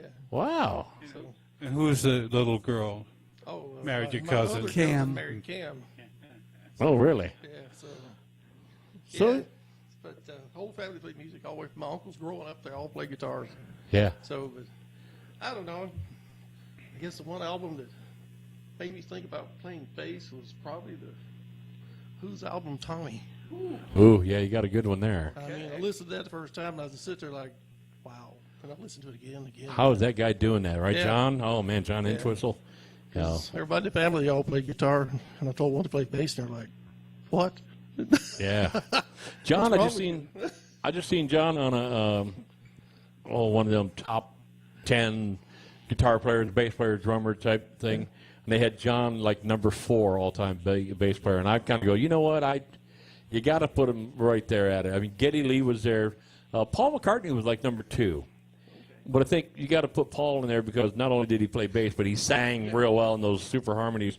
But Geddy played bass, played keyboards with his feet and sang, or played bass with his feet, played keyboards and sang. So he was kind of all world. So Who was but, number 1? Actually, it was you can't put in Victor Wooten in there, but actually it was a pair of Geddy Lee. Geddy Lee from Rush was number 1. Paul was number 2. Number 3, I think, was Billy Sheehan was number 3. And I think of all of them, Billy was probably the most technical. But that's almost like a magic trick with Billy Sheehan. I mean, it's almost too fast. So, Gary, how about you? What were some of your influences in music? Who do you like to listen to? My major influence is Chuck Berry. Chuck Berry? Yeah. I write a lot of songs just like Johnny B. Good. Ironic, it sounds the I same. just like those. Yeah, they do. But So I Chuck like Berry. them. I write a lot like that. Okay. And Brian, how about you? Beatles, Boston, Brooks. Oh, yeah. What a great combination, huh? Yeah, as long as it starts with a B, you're all in there. That's good. I'm the B man. He's the B man. Excellent. Well, why don't you guys pull up another song? Let's see what we can get out of you. Yeah, sure. This one's called "Put 'Em in the Boat." Great. Well, Brian and I will be singing this the rest of the night, guys. Thank you. This is probably well, I don't know, that one you just did about the 3/4 time song. I love that one. That might be my new favorite. Well, thank you. But up until then, this has been my favorite one. Thank you. We haven't played it in a while.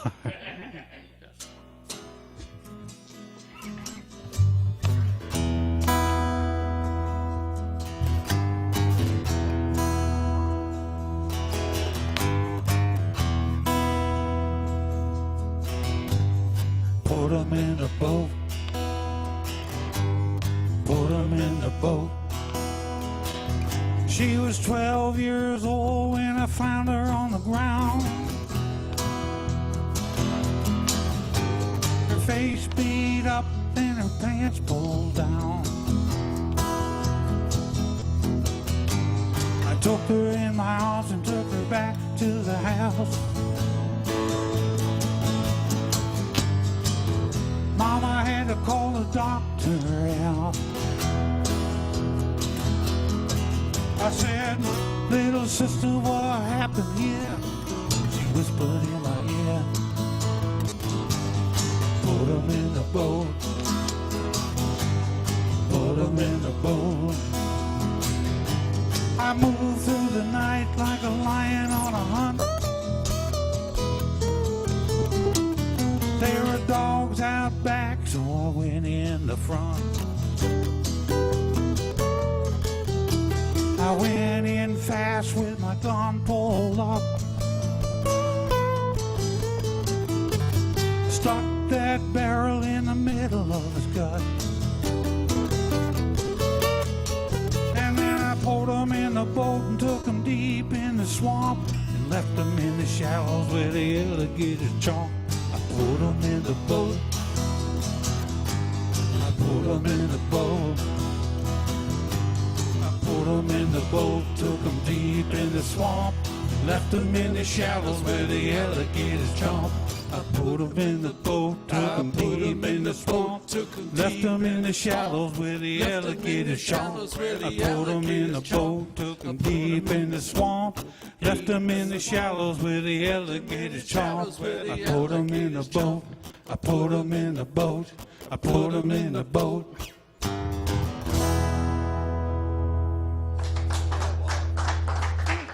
Thanks, we haven't played that one in a long time. That was fun, though. Thank you. Yeah, it's a really dark, sad song in its own way, what it's about. But man, what a great revengeful song. I like that. I like how it ends.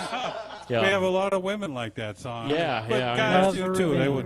They're protectors. So. Yeah, that's that. I like the way it ends. What was that, Brian? Oh, I said I love the revenge. That's the best part of it. I hear you. I hear you. Well, just good vocals, great rhythm in that.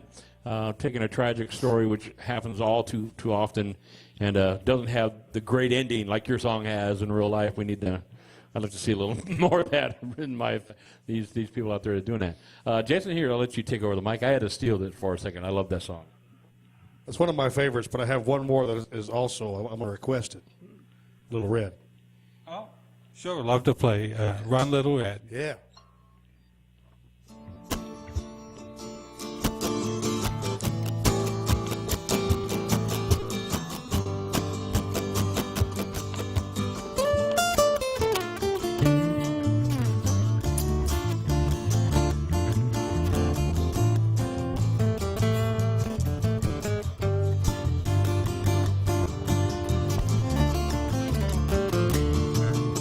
You look real cute in your little red hoodie, but you better watch out. There's a full moon shining in the sky tonight, and the wolves are all about. You think it's cool, you think it's safe, but it's not. Them wolves is hungry, and they want what you got. Run, little red. Run, run, little red, run, run, little red, run. Oh.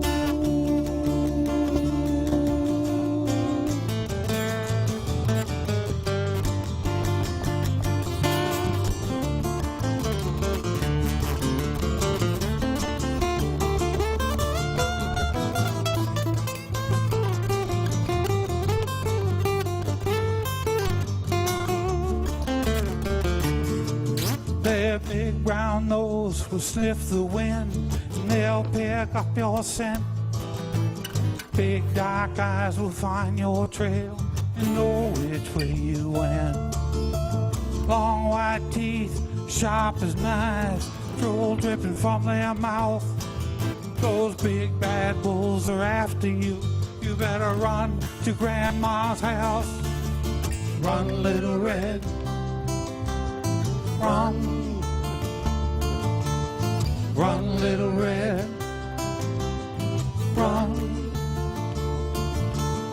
run, little red, run. Oh.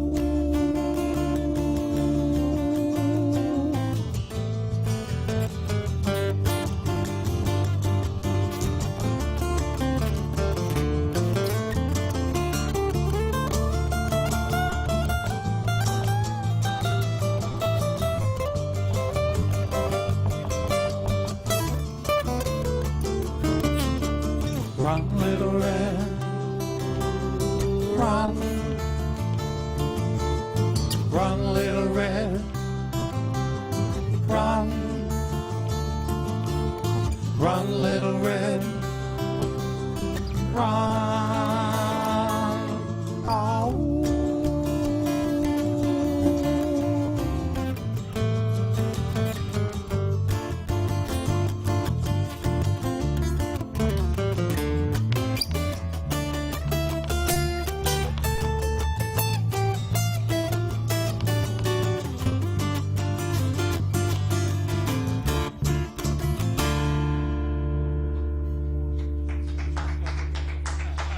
Thank you. Thanks.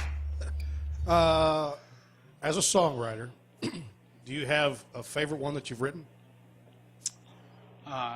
Yes. Okay. It's a new one. That's a new one. Yeah. It's called Crazy Over You. It's it's an old school love song. Oh, well, all right. Would you like to hear it? Sure, why not?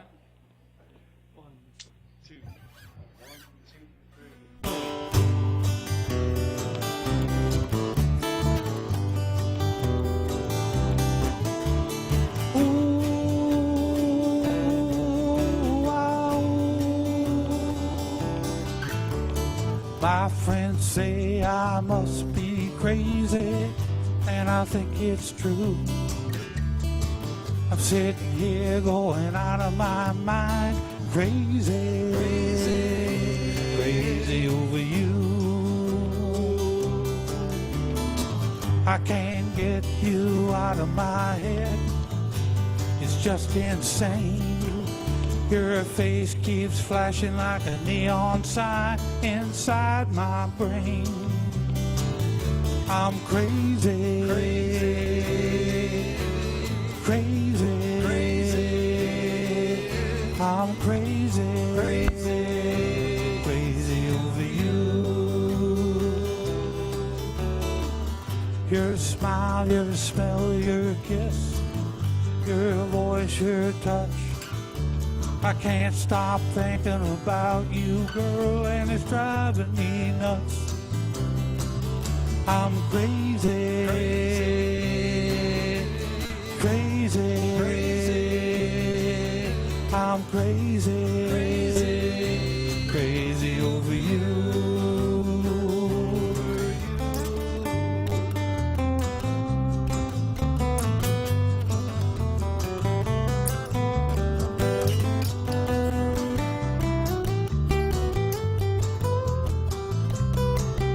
I'm crazy, crazy, crazy. I'm crazy, crazy over you. I'm crazy, crazy. I'm crazy, crazy over you.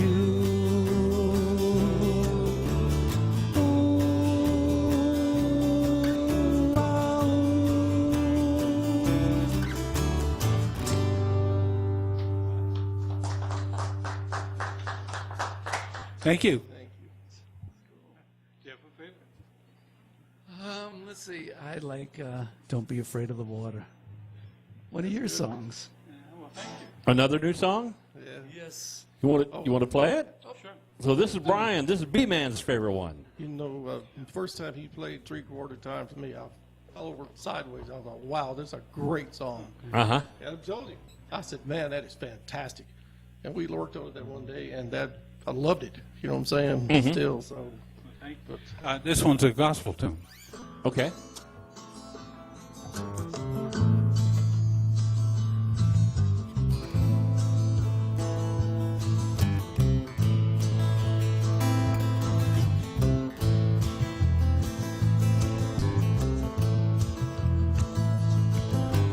Jesus walked on the water, and he told Peter he could too.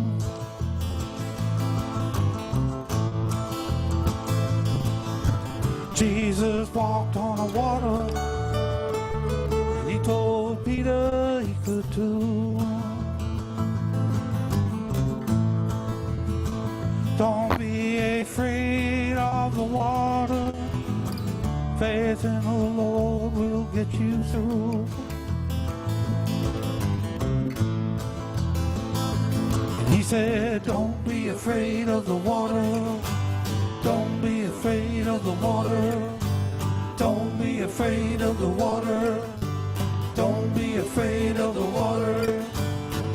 Don't be afraid of the water.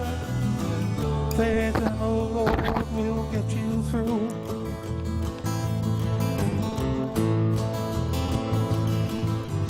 Moses went to the water, found that Red Sea flowing high.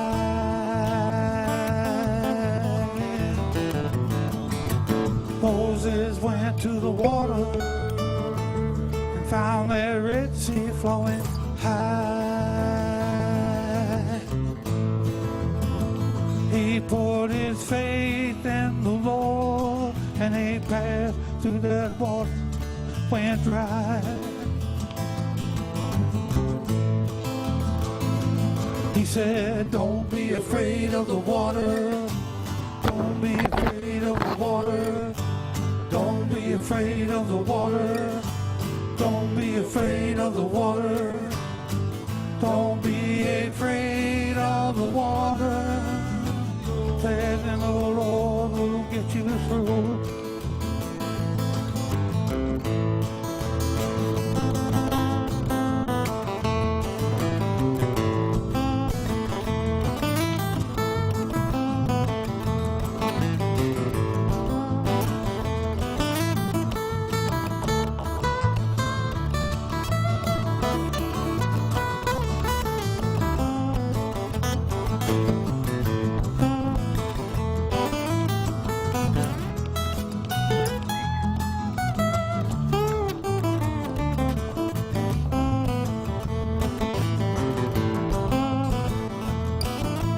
He said, don't be afraid of the water.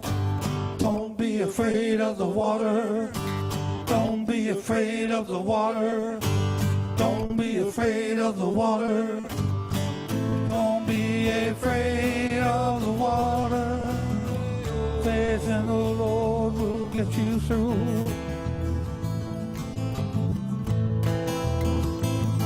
He said, don't be afraid of the water.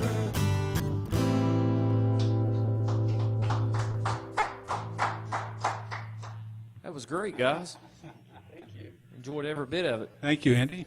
I just have one question, though, and this is something that's always triggered a thought when I've listened to songwriters.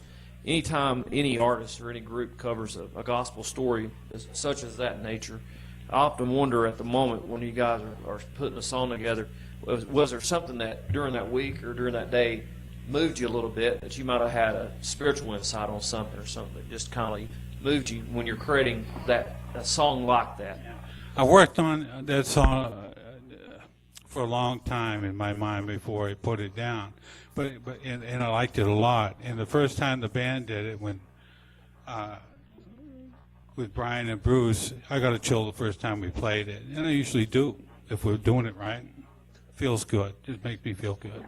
Yeah, because music's really coming from your soul, and especially when you're talking about a story that's from, the Bible itself. And it's sparked a thought, too. I talked with my mother, who rode out this storm, Hurricane Harvey, down in Beeble. She was down there with my niece and some other family members that were trapped, really. They were there, and she was torn up that night because the winds were starting to come in. They're, really strong. And that was the very thing I told her to kind of comfort her a little bit. Remember when Jesus walked out on the water and calmed the storm. And so it was nice to hear you sing this song too tonight. So that was really good. Thank you. But I still want to, even while we're on air, I want to, remind everyone to keep those individuals down in Texas. Those are our fellow Americans down there. Now the storm is headed toward Louisiana as well. But Houston and that whole area down there, still a lot of devastation left from Hurricane Harvey. And the rain is still continuing to pour around Houston. It won't end probably tomorrow. But, I think anyone listening, those that are part of Nashville Songwriters Radio Network, there's a lot of different artists gathering together to try to raise funds for those individuals down there. And this is one storm that will be remembered for a long time, just the scale of it, but also the flooding as well, though. But that song was appropriate for this time. I do believe that. There's still people who are going to be facing that, the next few days. A lot of tremendous things, But great song. I've been enjoying every minute of this. I see you guys on the Chico and B-Man show, but now seeing you in person. But I do appreciate the songwriting, just the style, everything together, And there's one song I do want to hear you sing before you leave. I think I mentioned it earlier. It is a love song, Polly. Don't cry. So just, you can make sure you'll basically sing that, I'd be really happy, Thank you. We'll do it right now. Yeah, but don't cry because we haven't rehearsed it. We haven't played it in a while, but we like this song a lot too.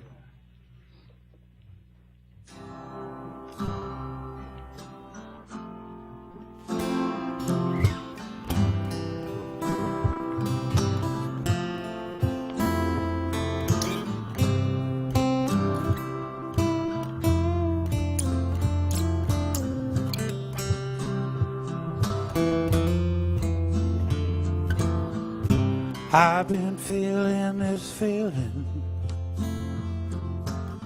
and I feel you're feeling it too. So take this ring and put it on your finger. If you feel this feeling, it's true. And don't cry, baby, don't cry. Don't cry, baby, don't cry. Don't cry.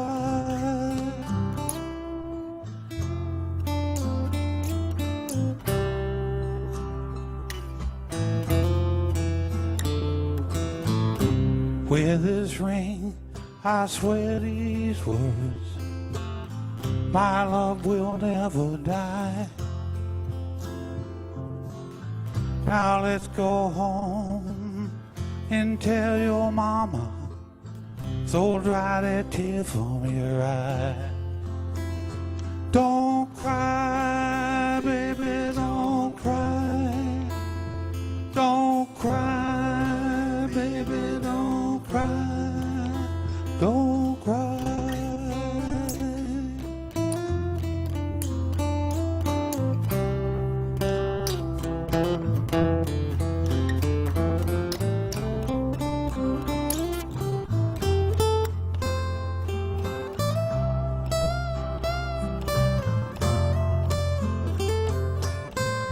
20 years have come and gone. Look how fast our baby's grown. Standing up there in front of that preacher with a ring over her arm. Don't cry, baby, don't cry. Don't cry, baby, don't cry. Don't cry, baby, don't cry. Don't cry.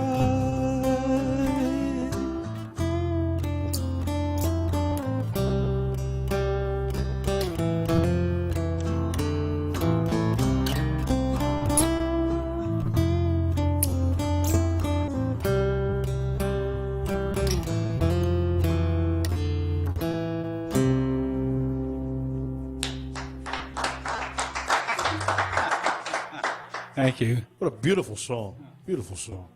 Now, I want to. Andy, a few minutes ago, talked about you guys being on television, the Chico and B-Man show.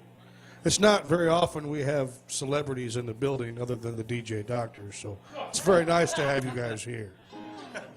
Our most highly rated show was the one you were on, Jason.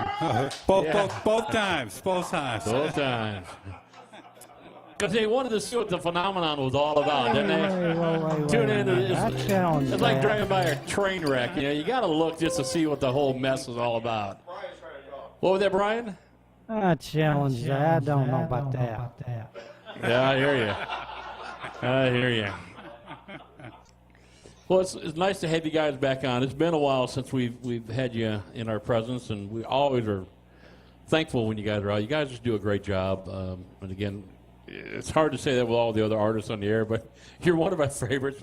We get tickled to death when we know you're coming. You and Sugarline Blue and like Daryl Dasher and those, we just tickled to death because we know where we're going to get.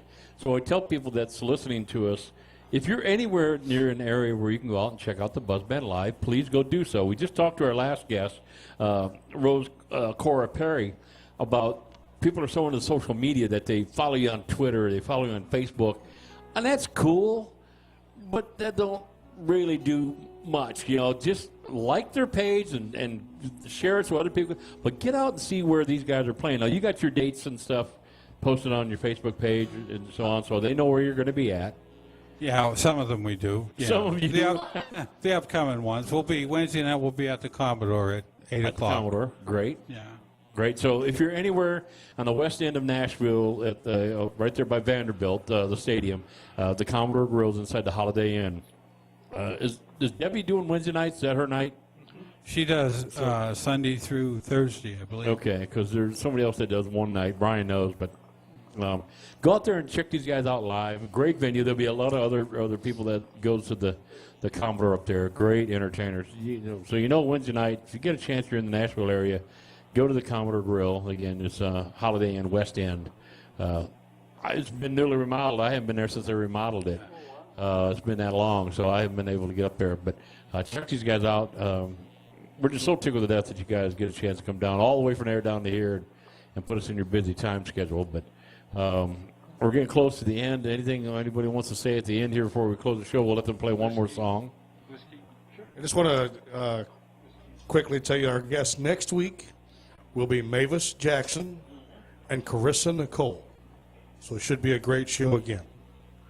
And I do want to especially thank the Buzz Band for coming down and putting up with us again and again and again and again. Thank you. It's a pleasure to be here. Thanks, guys. Again and again. We'd like you to do your outdoor thing this year if you can get it going. That's always fun. We're thinking that's going to happen. We got to get a few connections fixed, but that'll be right up the block up here. So we'd love to have you guys back out there. So hopefully, look forward on our schedule. Fam Jam number 8. Unfortunately, we're skipped a year because of the whole move process, but we're going to get that back going again this coming 2018. So we want to get you a big part of that. You guys are always a lot of fun. Hopefully we'll get Uncle Larry, who's in New Hampshire. I hope Larry's listening to us. He just falls in love with your guys' band. So hopefully he'll be down here and he can play some hop, as you say, and them guys out there, hop, you from the Boston area. Is that how you met? Did you meet Larry through the songwriters stuff? I met Larry right here. Right here, okay. Yeah.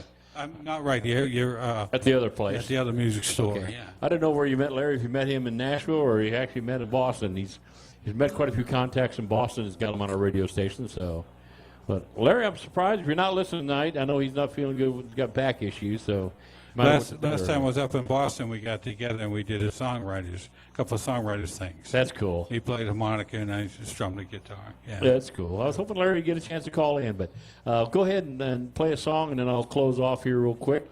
What's the name of this one? This one's called When the Whiskey's Gone. Okay, great.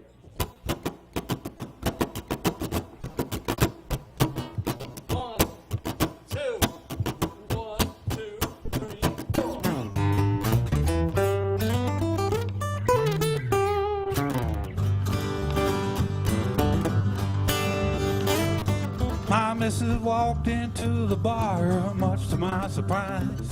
Her hair was up in rollers and teardrops filled her eyes. She said, Billy's been arrested, Susie's got the flu.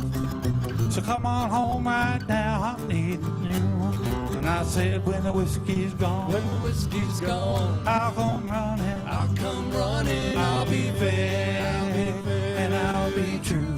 I'll be true. When the whiskey's gone, When the whiskey's gone, I'll come running, I'll come running. I'll come running home to you.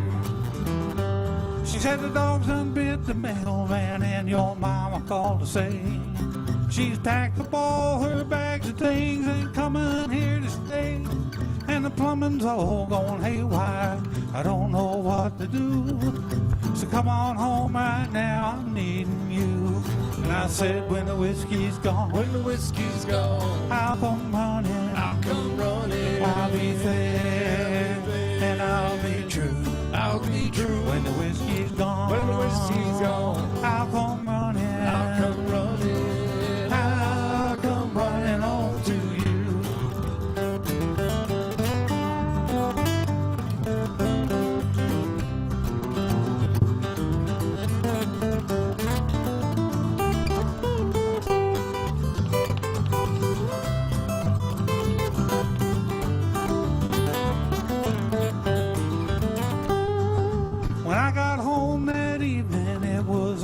closing time. And I had whiskey on my breath and I had loving on my mind. When I walked into the bedroom, I found a note upon the bed. I picked it up, this is what I read.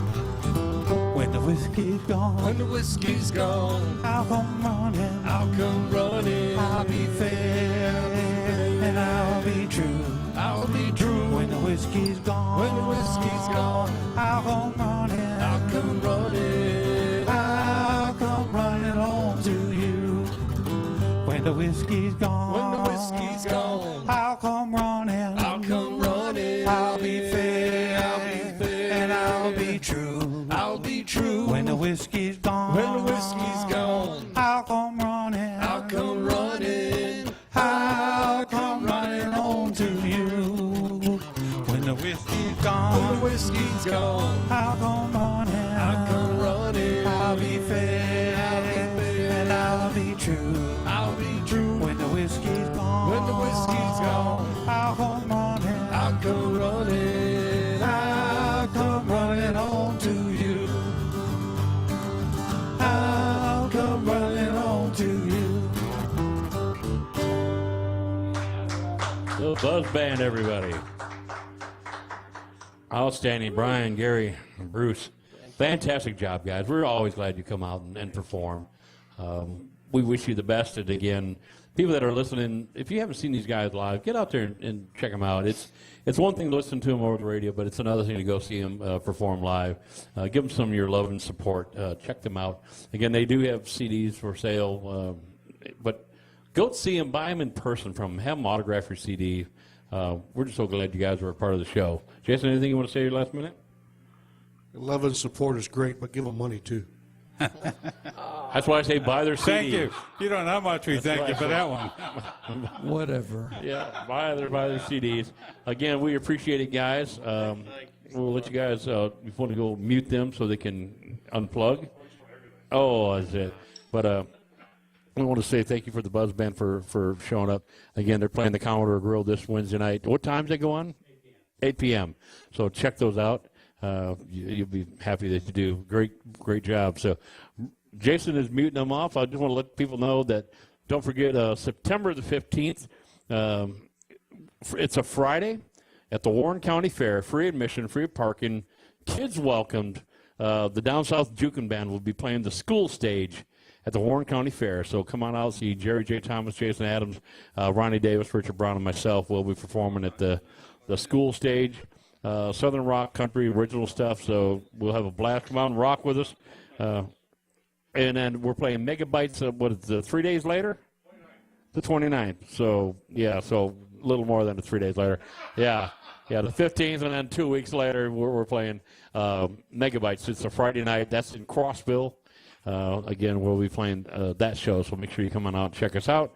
We'll have a lot of fun there, too. That'll be a little longer show than the Crossville, than the fair show. So with that, I don't think we got anything else. Housekeeping, keep people in Houston and Louisiana and all that area down there.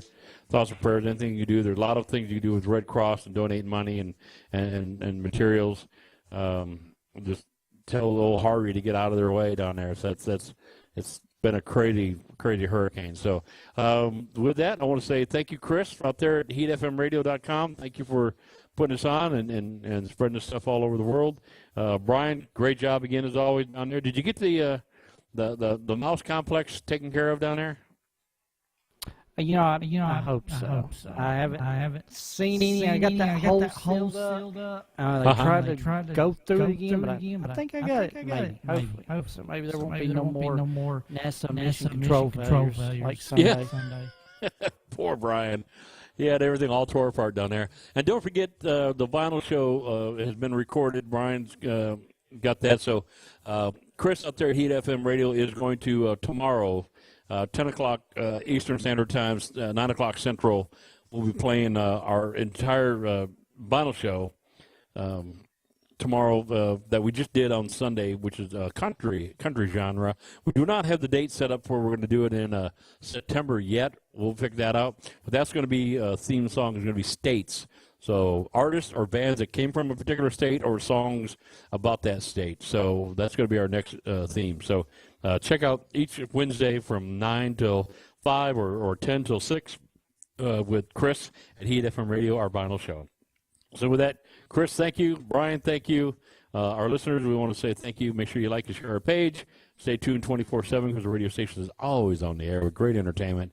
I am Mark the DJ Doctor for Velvet Presley, for the one, the only Hillbilly, the Heartthrob, or Awesome Andy. You all have a good night. We'll see you next week.